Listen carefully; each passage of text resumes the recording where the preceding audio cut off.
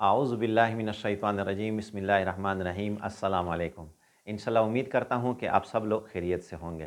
انشاءاللہ الرحمن آج میں جو عمل آپ لوگوں کے ساتھ شیئر کرنے جا رہا ہوں، یہ اس لیے ہے اگر کوئی شخص اپنے خاندان میں یا اپنے قوم میں یا اپنے وطن میں اس سے کوئی ایسا معاملہ اسے درپیش ہو گیا جس سے اس کی عزت خطرے میں ہے، اور وہ ہر طرف سے پریشان ہے اور ہر طرف سے مسئلے مسائل نے گھیرا ہوا ہے، قرضوں نے گھیرا ہوا ہے، غم و تکلیفوں نے گھیرا ہوا ہے، اس شخص کو کوئی دوسرا راستہ سمجھ میں نہیں آ رہا کہ میں کیا کروں، تو یقیناً جو عمل آج میں آپ لوگوں کے ساتھ شیئر کرنے جا رہا ہوں، یہ ساری تکلیفوں، ساری پریشانیوں، سارے قرضوں کا علاج ہے، سارے مسائل کا حل ہے، ایسا مضبوط عمل، اور ہے بھی قرآنی عمل۔ تو دیکھو، قرآن میں اللہ جل شانہ نے دنیاوی معاملات کا حل بھی رکھا ہوا ہے، اخروی معاملات کا حل بھی رکھا ہوا ہے۔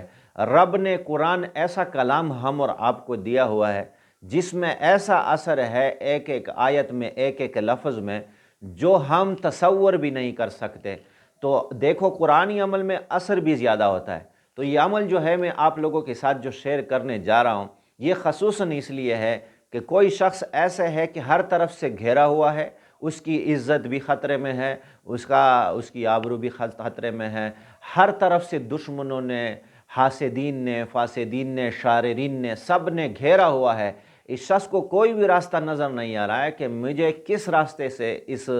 تکلیف دہ ماحول سے یا اس تکلیف دہ وقت سے مجھے کس طریقے سے نکلنا ہے۔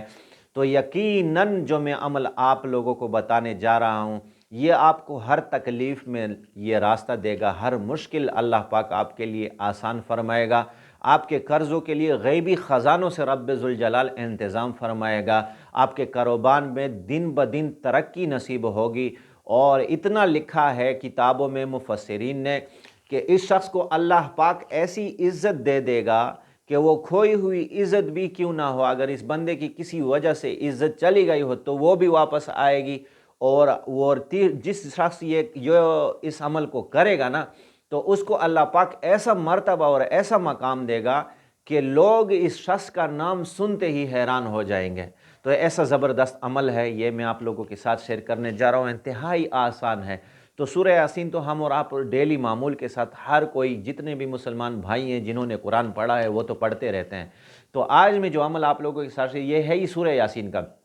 تو سورہ یاسین کی جو آخری آیت ہے،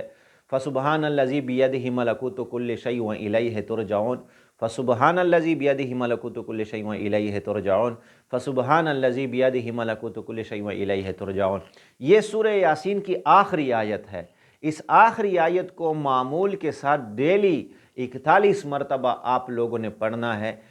اس کے لیے آپ نے کوئی بھی وقت مقرر نہیں، آپ کے لیے 24 گھنٹے میں جس وقت بھی آپ کو موقع ملے، اس کو آپ نے ڈیلی معمول کے ساتھ 41 مرتبہ پڑھنا ہے۔ انشاءاللہ جو بھی شخص اس عمل کو پابندی کے ساتھ معمول بنا لے، یقیناً زندگی میں کبھی بھی کسی پریشانی کا اسے منہ نہیں دیکھنا پڑے گا، کسی بھی ذلت کا اسے منہ نہیں دیکھنا پڑے گا، کوئی بھی مسئلہ اس شخص کا اٹکے گا نہیں، اور اللہ جل شانہ ہر جگہ میں، ہر مجلس میں اللہ پاک اس شخص کو مقام دے گا، عزت دے گا،